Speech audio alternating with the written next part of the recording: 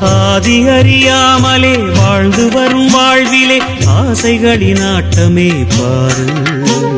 வாழ்க்கையின் சாவியும் ஆழியில் வீழ்ந்ததே வழி என்பதென்ன இனி கூறு.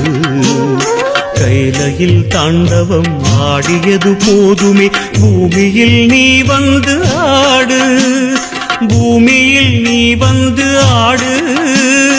பூமியில் நீ வந்து ஆடு.